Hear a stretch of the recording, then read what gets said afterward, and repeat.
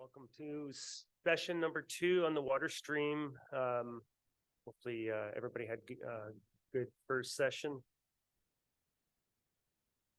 So this is Carla Holowaychuk. She's with Clow, Canada, and she'll be doing a presentation on hydrant and valve training. Carla is based in North Vancouver and is the territory sales manager for Clow, Canada for BC. She started her career as a safety specialist in BC and then moved on to global sales with electric and mines, and for over about 12 years. She's also a ground search and rescue team leader and in BC. Carla's grateful to be back working in one time zone, which we all are sometimes, and back in the water utilities. So please welcome Carla.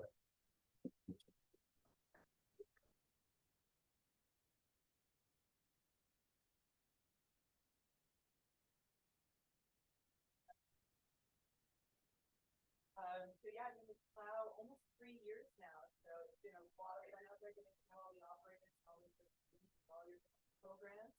And I'm happy to bring Clow to the table for their people. A little bit about us. So we are the only manufacturer that makes hydrants in Canada. So it's a fantastic company. We make everything, even down to the O-rings, are all made in Canada. So you know you're getting a great product when you work with our hydrants and invest in our communities. So we have 150 team members. That's a lot of tax dollars staying in the country with income tax and all sorts of property taxes, things like that, versus overseas, China, and supporting those economies. We want to try and keep it here.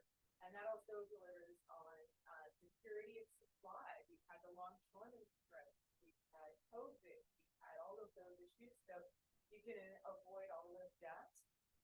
Oh, can you hear me? Okay, no problem. Sorry about that.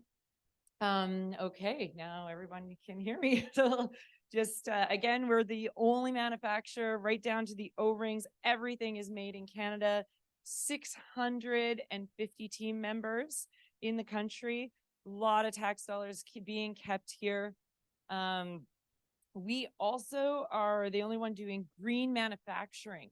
So we have our foundry is located in Quebec. We use hydroelectric power to power induction furnaces. Has anybody had those induction stove tops? Ever seen one of those? It's electric, boils water in like just a second. So these are massive, massive furnaces to do that. Everyone else is using coal power to cast their hydrants. So when we're looking at, trying to do things to reduce climate change and things like that, at least with our hydrants, for critical infrastructure, you're able to have a product that is also contributing to helping reduce that our carbon footprint. Also social equity. As the manufacturer that absolutely produces everything for these hydrants in Canada, we know that our employees are treated fairly by Canadian laws and above and beyond for our team members. So it's something that, is pretty important, especially when we look at what's happening in the world. China just put 1 million people into internment camps and things like that, where it's pretty intense. So we definitely want to be supporting the right causes. And so you're doing that again with our hydrants. One thing that the people away couldn't hear is that's also security of supply. We're able to offer security of supply. Every hydrant that we make in Canada stays in Canada. So there's no other draw for our hydrants to be taken away or procured by the United States or any other group. So we're able to support in that way. And if we get really busy, it's great. We were able to just add another shift and address those kind of things if we had that, in those situations. Our hydrants are also extremely robust. They are rated to 250 PSI. Most other hydrants are only rated to 175 PSI. So they're able to just handle more and take more abuse, which can happen out there. And just robust altogether. And when you're working on the hydrants, you'll find it's fewer parts, fewer things you'll have to replace. Yeah, these hydrants can handle a lot. I was working with one utility, and I was making sure, I'm like, oh, are you really sure that valve is turned off? Are you really sure something just feels a little off? And he's like, I got you, girl. And he's checking, and it was off. And then we put the hydrant back together and pressure tested it and blew a gasket. Whoa, that's weird. We made sure it was secure, what have you. So anyhow, turned it off again and replaced the gasket. And then we attached something that we'll learn about a little later, is our eye hydrants. And our engineers like, something's really wrong with that hydrant. Maybe you broke the eye hydrant or something, because it was, and then the operator said, no, Carla, no, it's running at 285 PSI. So that was pretty high pressure. So we were able to see that with our eye hydrant right away and all of that. But if it had been a hydrant, you'd have a lot more parts to replace and issues with it. But ours was, they're tested to 500 PSI. So they're pretty robust and able to handle that kind of pressure. We're also NSF certified, which just means that you can rest assured that it's all low lead in our hydrants, so that lead isn't getting into our beautiful soft water, because it absorbs really quickly into the water in British Columbia, because it's low mineral. So if there are things like that, if there is lead in the system, it would absorb really quickly into our water. So you can rest assured that there's none of that with our hydrants. We're competitively priced, and we're always investing in Canada. We just built another $20 million foundry, and that was just completed recently. So we're able to expand our offering and so forth.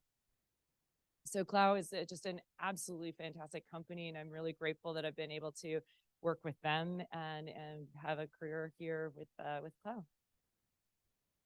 We have a whole host of product lines. A lot is made in Canada. There's a few items. Some of our valves are made in North America, still made in the United States, but our fire hydrants are all made here, service boxes, pipe restraints, and we'll talk a bit more as we go. This is foreshadowing on the eye hydrant, pressure and temperature monitoring. I did want to talk about these two hydrants. You may or may not be familiar with them, but I think it's important so that you're aware that we have them.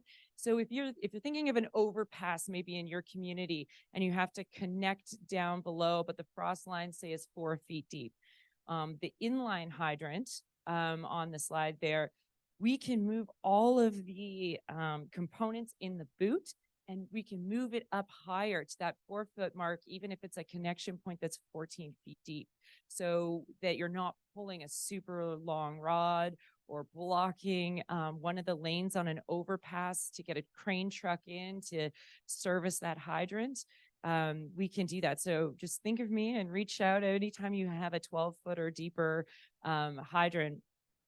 We can work with you and help you out so you have a shorter rod and it's easier for the operators to manage. Another product that we offer most of is a monitor hydrant. So you may not be familiar with this, but it's really important now that we're moving into forest fires, and we're having more and more issues with that. So these hydrants have a cast arm right off the back of the hydrant, and then as you can see it in the picture there, and then you put a 3-inch valve on top of that, and then another company supplies a firefighting hose nozzle on top of that, so you can evacuate and be able to fight the fire remotely from the hydrant. The only caveat with this is that it is something that could be tampered with. So it has to be within some sort of a fence or a gate. So sawmills today use these. They're used a lot in the oil sands, but now for critical infrastructure protection, this is a great option. And you can learn more about that. But we cast those arms. Everything's done in Canada. So you can buy the bulk of it from us, and the additional piece comes from another supplier.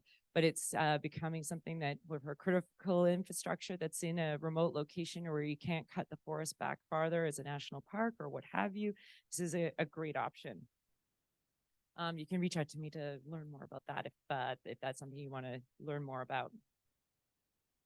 A little bit more about the history of Clow. So we've been in Canada since 1903. Yeah, that's a real picture with the tall ships delivering ore, and then we're building everything in horse and buggies, taking it to place. So we've been in the country a very, very long time. Our foundry, like I said before, is located in Quebec. Then New Brunswick, that's where we do the assembly and our testing, and we're also powder coating the upper bodies of our hydrants. We've just made a $3 million investment so that the paint won't fade, it won't chip, it'll last longer, all of that good stuff. So that's something that we were doing in New Brunswick. And then we also have about 6 million in hydrants and valves in New Brunswick, and we have another 6 million in Medicine Hat, Alberta. And then of course there's quite a few millions as well with our distributors here in British Columbia. So just to wake everybody up and after the coffee break and all that good stuff, we're just going to show some videos to just show you some hydrant mishaps and the power of hydrants and waterworks and things like that. Let's see if this works. All right.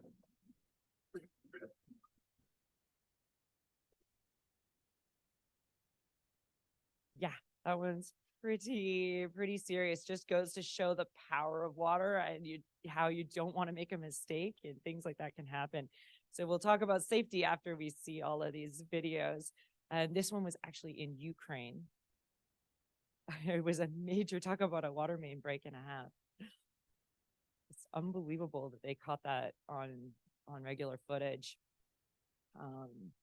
And in such half decent quality. So a bar owner comes out, he's like, holy, I got a river. I'm now waterfront property. It's like very intense. And then no one believes him, of course. And so somebody else has to come out and make sure. And then we've got one more video that just, again, showing the power of water. This one goes quick, so I'll try and see. Awesome. Yeah, so you definitely want to take safety into consideration when working around hydrants. So we'll talk more about that, the power of water, making sure and feeling comfortable asking and making sure that the water is off and that it is isolated when you're working on hydrants. Pretty important. My slides got mixed up by one, but that's okay. So we'll get into safety right after this slide. So the importance of maintenance is just making sure that the hydrant will work when we need it to work, is the biggest key of doing hydrant maintenance. We want to make sure that it will work when the firefighters need to connect and put out a fire, that it's working for you. And then it's cost savings over time and just sort of asset management. Now we're back to safety. So as we talk about safety, of course, we're remembering to be visible and your regular things and steel toes, but there's also a few other things that you have to think about when it comes to hydrants. You want to look for hazards. So if you have a hydrant that's got a depth, they're 8 feet deep or more, or sometimes even less in some communities, the power lines can be pretty low. So you want to make sure you're looking up and around before you start to service the hydrant. You also don't want to park your truck in front of the hydrant, in front of a nozzle cap, because you never know if someone has backed their vehicle into it and there's a crack on that cap that you didn't notice, or that you might not see even when you're checking the cap to make sure it's secure. So definitely you don't want to park your truck or stand or work in front of the hydrant or to the side of the hydrant in case one of those caps were ever to come off. In Alberta, they had my boss was working with a guy and the cap came right off, and affixed itself in the side of the door of the vehicle. So that's something to be sure that you're looking into. Another one, which is happening more and more, is hydrants are getting hit by cars, but then people run around, get out of their car. They're like, oh my God, the whole hydrant's off, but there's not water everywhere. So they'll grab that, make sure no one's looking, and they'll put the hydrant back, put every little piece back and secure it. And then hopefully no one saw that and they'll run away. So you want to make sure you give the hydrant a good push to make sure it's actually attached before you start any work on it.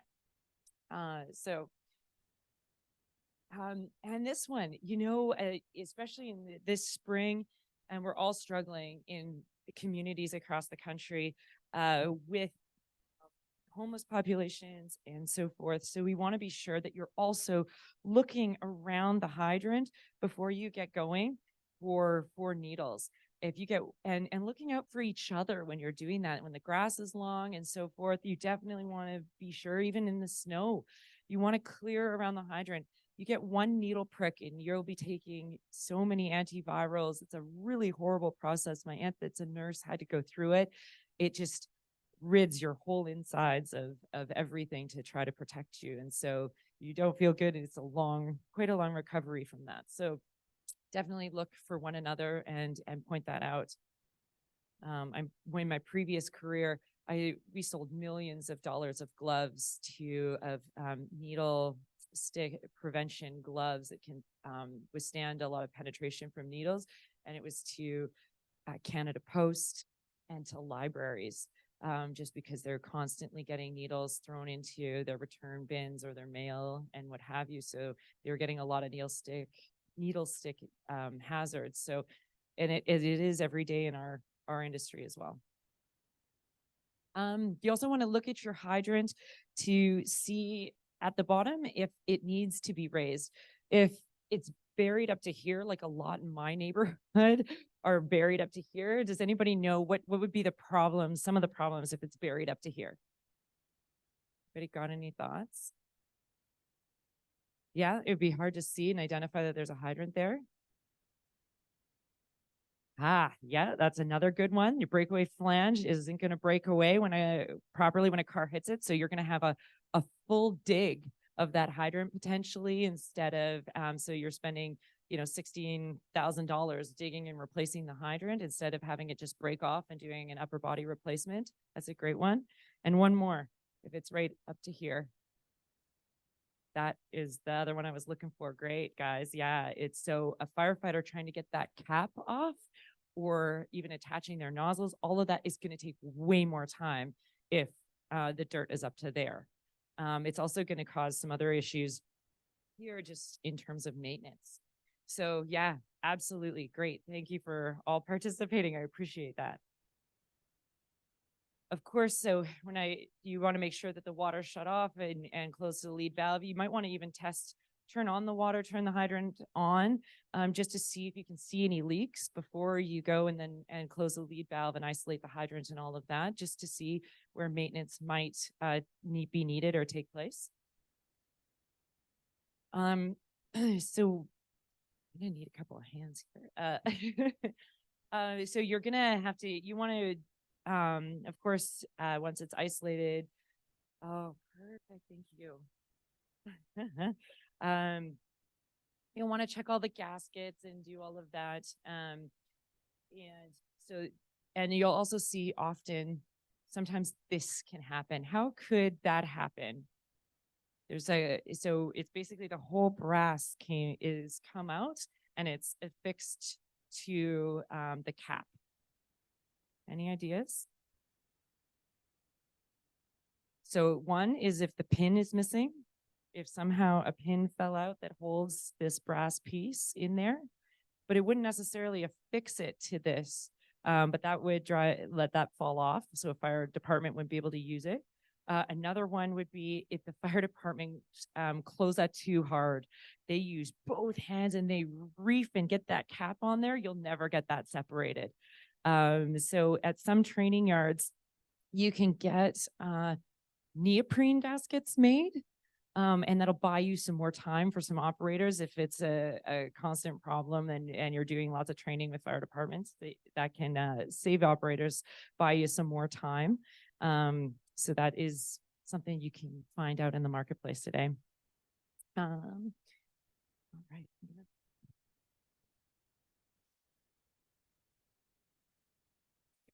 All right, there we go.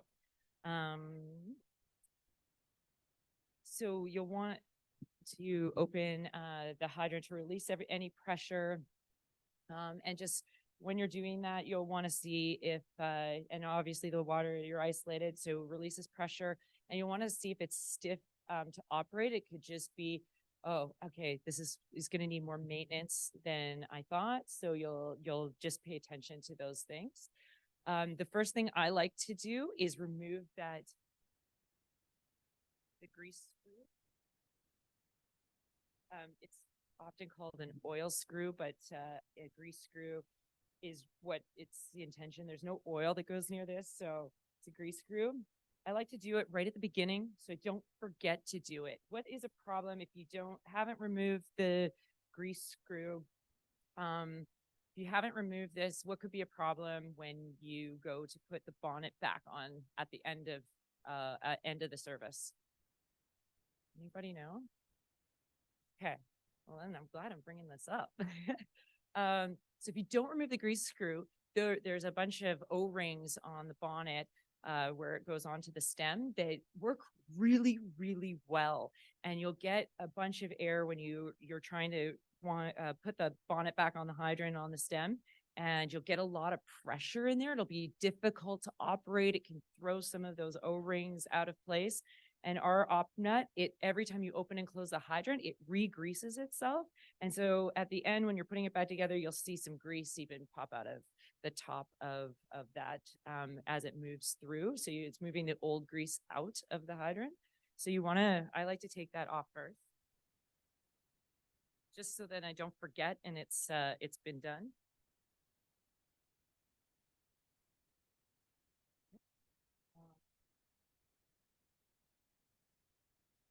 So we'll move the bonnet screws. So we'll do that.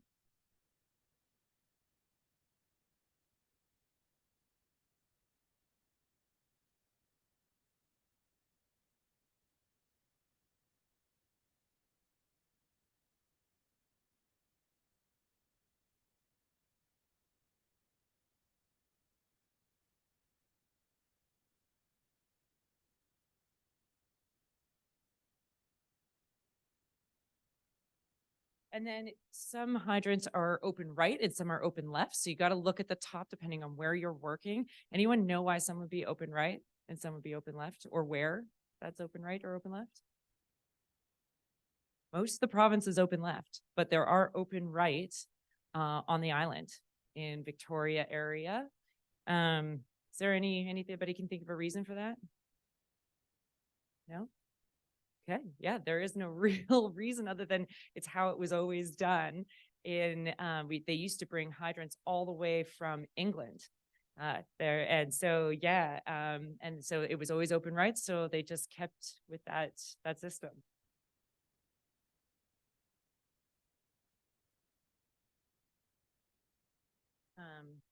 So this is one other tool for our older hydrants. These are like since before I graduated, 1993, we started making the Brigadier hydrant. For hydrants even older than that, the M67s, to get the bonnet off,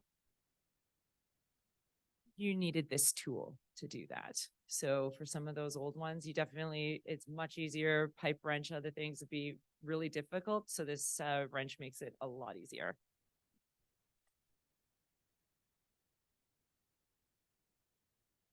All right, so if you have a new hydrant and it's freshly painted, as you're opening the hydrant, it might get kind of stuck. You want to keep pushing it. And what happens as you're opening it is at the bottom, it's going to push on the bottom of the boot and you'll hear a little pop and it'll separate the bonnet. without wrecking any of the paint. You don't want to get in there with a screwdriver and be kind of wrecking the hydrant that way. So ours are about 19 to 20 turns. So you want to be counting as you go. When you're opening the hydrant, see, there we go. Came apart there. This is my training hydrant, so it's a little awkward because of the cutaway.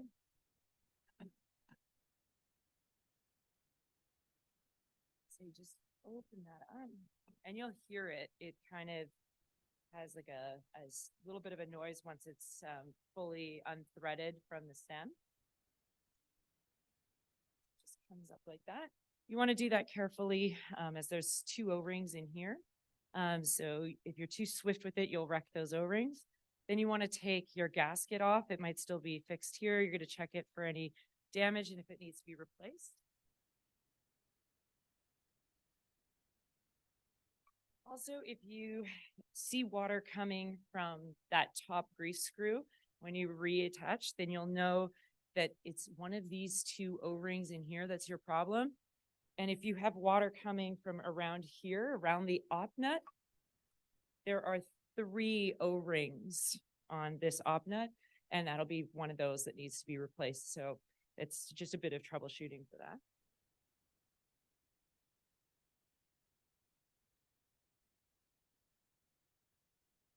And then on our old M67s, you can get a conversion kit.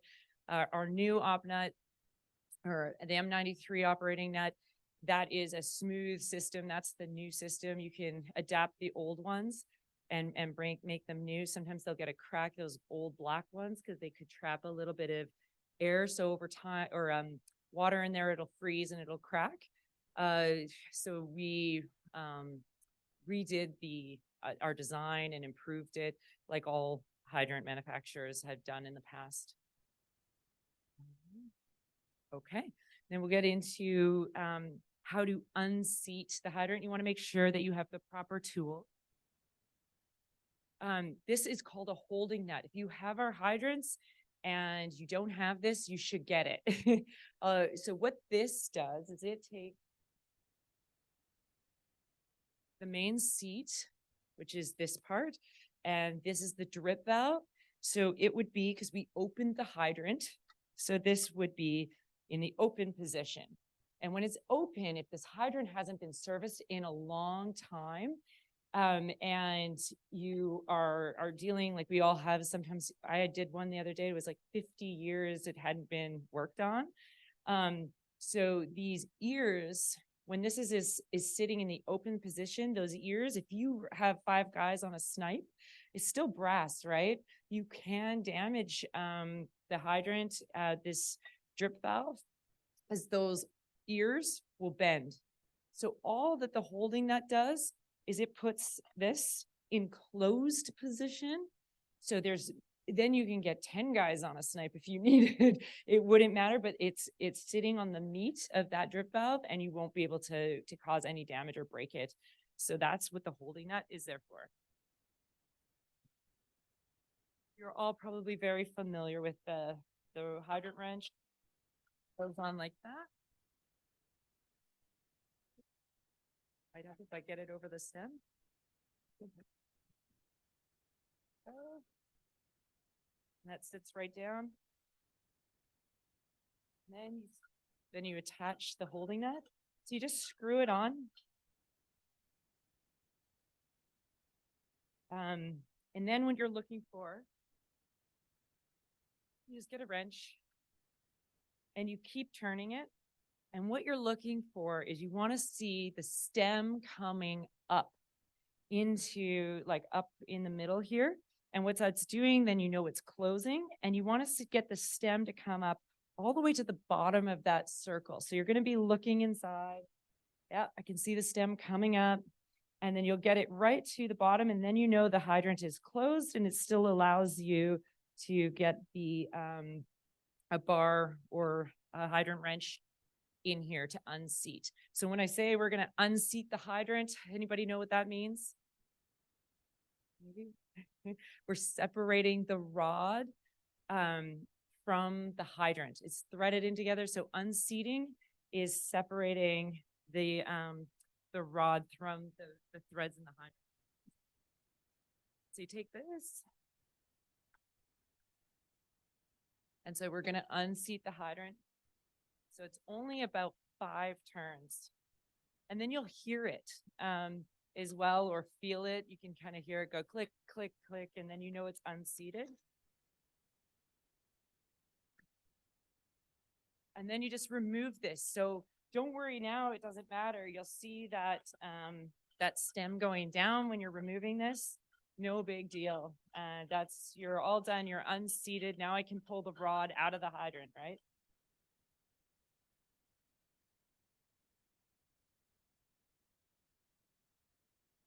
And on our website, you can see if you ever forget, clowcanada.com, you go to resources and there's videos that show you how to do just about any type of maintenance on our hydrants.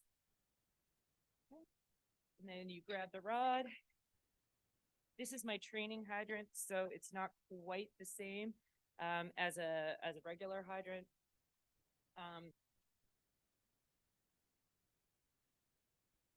This spider coupling should have 4 arms to it, but it's my training hydrant, so it doesn't have that. So you'll need a pipe wrench for this next part. You would, sorry, I should have had a speaker there, so I'm not leaning so far forward. Then, yeah, so you get a hydrant wrench on this side, and then on the bottom, mine turns quite easily because it's just my training hydrant. Need to be able to do it. 30. Do that quickly. Put that off. So you would take this off. You're just looking. There's an O-ring here, looking for damage.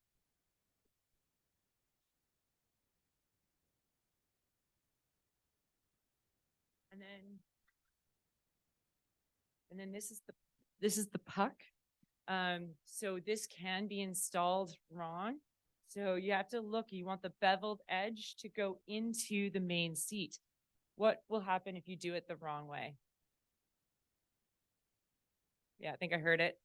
It's gonna leak. Yeah, you're gonna have water going everywhere. So you definitely want to make sure that it's installed the right way when you're putting it together. Then you're looking at the main seat here. There's a couple things you'll want to look just on the inside of the main seat. It's brass.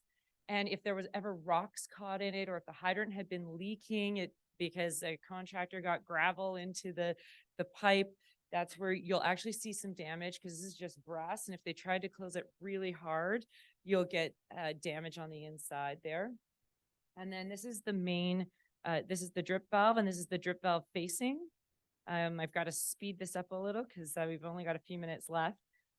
So you're going to look for damage on here. And if there is, you'll want to replace it so that you don't have any, so it doesn't leak. All that drip valve facing does is this is where you can plug the hydrant. And so it's doing that job of plugging that when you've got it closed. So you just want to make sure there's no damage, or you'll have some leaking. And we don't want, any of our water, fresh water leaking out of the hydrant there. So yeah, and there's an O-ring here as well. You'll want to check at the bottom of the drip valve. So you'll check that as well to make sure it's in good condition. And then you just put everything back together. You'll also probably replace these 2 O-rings. They are different sizes. And once you replace the O-rings, or you can leave them if they're in really good condition. And then you want to apply grease to the O-rings. It'll give them some longevity, and to the threads. Put that back together, just like that. Get it the right direction.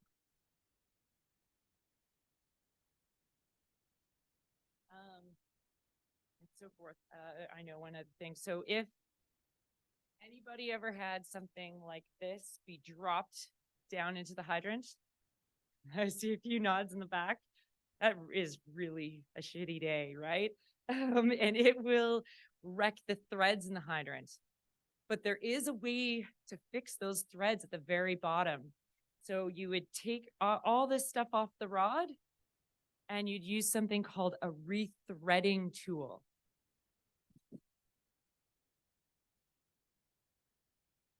It looks like this. to get it on right, you'll see two bars here. This is hardened steel, so it's going to put up with a whole lot of abuse. So you get that over the rod, you put it on, it would go on in this place. So it would go on right here. There's a castle nut. You'd attach that to the bottom of the stem so this doesn't fall off and stay down in the hydrant. And then you'd lower this down back into the hydrant, into the bottom. But the key with using a rethreading tool is you don't want to rethread the entire boot of the hydrant because you'll lose too much brass, right? So you would get it down there and then you'd start to thread it. And then as soon as it got hard, you'd back it off and then go again and then back it off, go again and back it off. And it'll just clean up those threads. But you could force it all the way around and create all new threads, but you're just weakening the longevity of the hydrant. And then you also have to flush the hydrant because you got a string of brass down there. So all these extra steps come into play if that's the case. But yes, this is available. If you ever have any questions or you want to borrow mine, you can give me a shout. Someone will always drop things into the hydrant.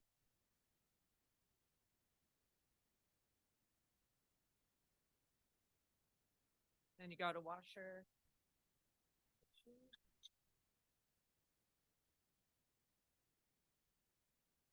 I'm making the job look kind of simple with my training hydrant, but it's not quite that easy all the time. But our hydrants are very easy comparatively to work on. There's very few parts and pieces.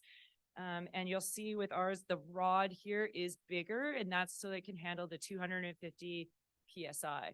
So you're just getting a very robust hydrant. And then you want to make sure when you're putting this back down, you want to go slowly. Why? There's two reasons why. Why would you want to lower this down slowly? That was a good one. Nobody says that one first. But yes, the O-rings. If there's water in the bottom, and you lower this super quickly, one of these O-rings could slip and then get caught in the threads, and then you have to take the whole hydrant apart again, and you won't know it's leaking until you've already put it all back together. So it's gonna take some serious time. Or if you drop it too fast, you could smash the threads that are down there. So you want to be careful of that.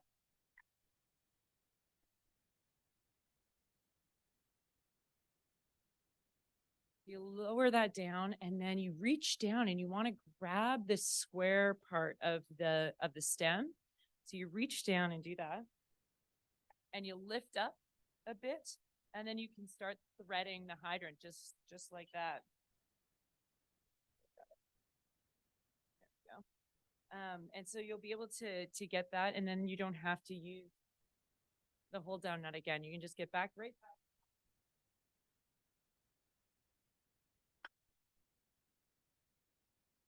That on there.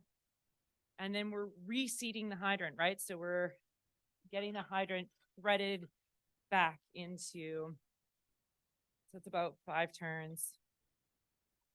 And then you only want to tighten it just one arm behind your back. You just want to make sure that all those O-rings and everything in there is engaged, but you don't need to crank that really, really hard. Just nice and secure and snug.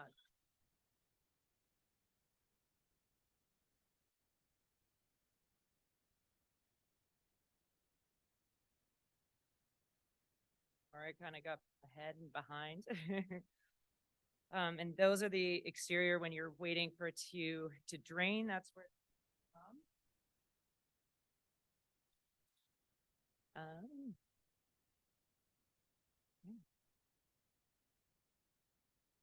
So now we're reseated so we can put everything back together.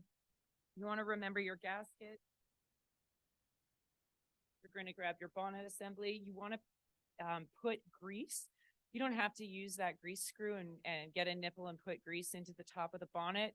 No need to do that. You just grab a thing of grease, go onto the hydrant stem, and then be very careful putting this back on. You don't want to wreck those 2 O-rings or else you're going to get some leaking at the top of the hydrant. So you slowly want to go and put that on.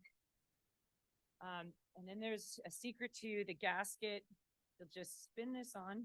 You'll get air and a little bit of grease coming out of the top as you do this typically. It's just moving the grease around. And then when you get within about a 1/4 inch of the, above the gasket, and it allows you to move this around so that you can get the gasket in the perfect place, right over that. Grab a bolt, and you can get it perfectly aligned, and you start threading. I went part blind in one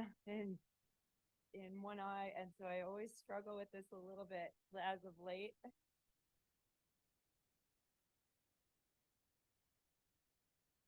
Still getting used to it. It's a big change in your life, but it's all good because I can still drive.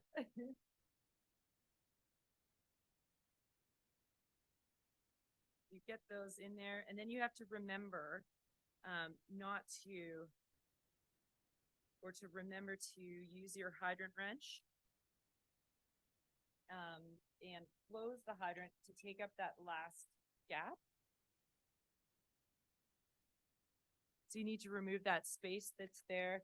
So you just start closing the hydrant. And we're 19 to 20 turns. If it's, say it's 15 turns, is there a problem, do you think, in the top or the bottom?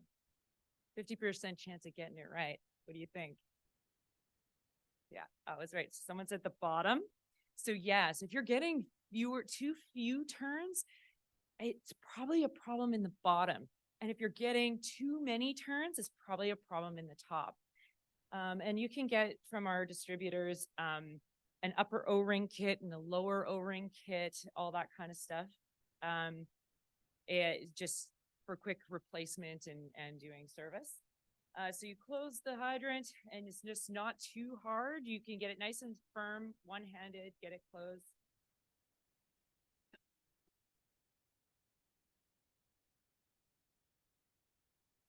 And then do the star pattern. Mine's a little off because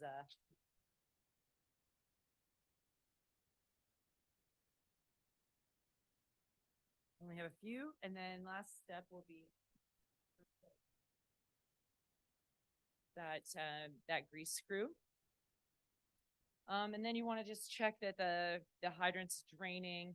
So you'll keep a cap off on the side just to make sure. And then you wait and make sure it's all drained so you don't have any water still in the barrel if you can. There's a couple other things I forgot to mention. Is everyone or some people storts? Okay.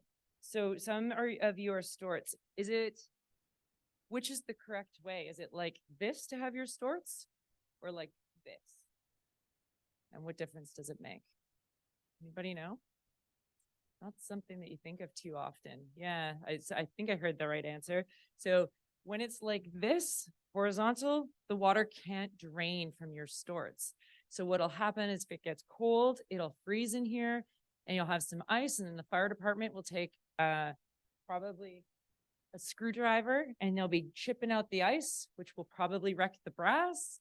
And then and it's taking up their time and they're in a hurry. So it can lead to more and more problems. So you want to make sure that it's pretty close to vertical like that. And that applies to every hydrant so that the water drains, right? So that's another thing you want to be sure of. And then the last step was the eye hydrant that I forgot to talk more about, but this is a low-cost way to measure pressure and temperature. So down at the bottom of the stem, at the very bottom, that plate that we put onto the bottom there, this would replace it with a big a specialty nut that goes on the bottom. And then right here is a sensor that measures pressure. The other one measures temperature. It's in the bottom of the boot. So it's always in contact with water and telling you the pressure. And then we have food grade tubing that comes all the way up to the top and under the bonnet.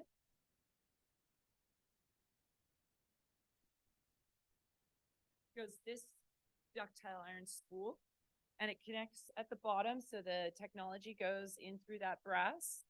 And then it's protected the tech goes around, there's a shroud that goes around here that's carbon fiber. And that protects all the technology. So it sends a signal to the cloud. And there's no personal information of any kind on the hydrant. And then if you have a main break, it'll send you a text message or an email, however that works. However you want to set it up. This is what the shroud is like. It just hosts the battery and the technology. And then it'll send you, so if you have a main break or you have their fire department and they are opening and closing hydrants way too quickly and causing water hammer down the line, and you notice, you can give them a phone call. You'll know, you'll be able to see it. It'll let you know. Or if you've done a main repair, and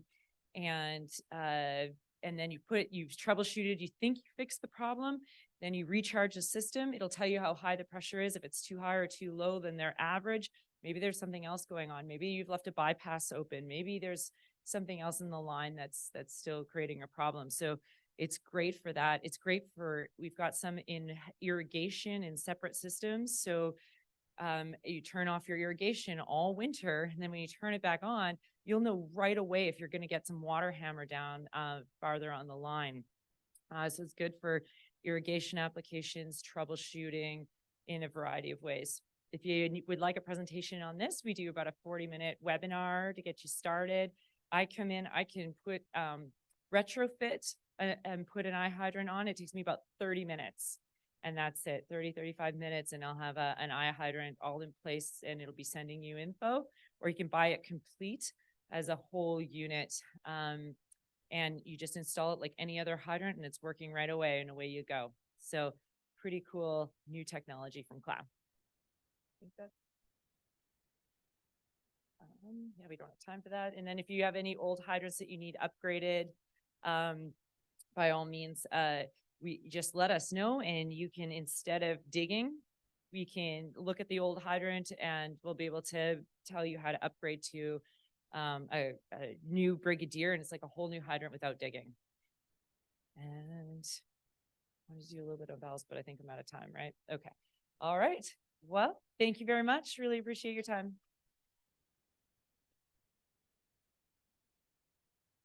Great. Thanks, Carla. Any questions out there for Carla? Oh, one on the chat. Okay. Got a question here. It says, we have an old M67 hydrant. Can we still get parts, or can we replace top and bottom end with new Clow parts using the same hydrant bodies? M67s, yeah, we have all the parts for those, absolutely. So yeah, you can send me an email or work with any of our distributors. We've got lots in the province. There's Andrew Sherrod, Iconics, Wosley, Fred Surridge, to name a few.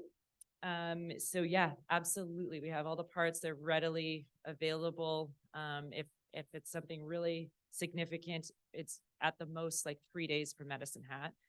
But most of our distributors have a large contingent of parts as well. Yeah, and if they're really, really old, we can have a look as well, and we might not have them as readily available if they're over like 80 years old, but we can help you with that as well. Great. Any more questions? Yeah.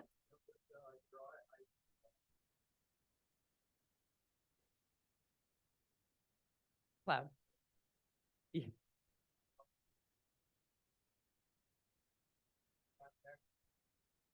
Yeah, you can get an application and it'll connect to your SCADA, and the data can be loaded there.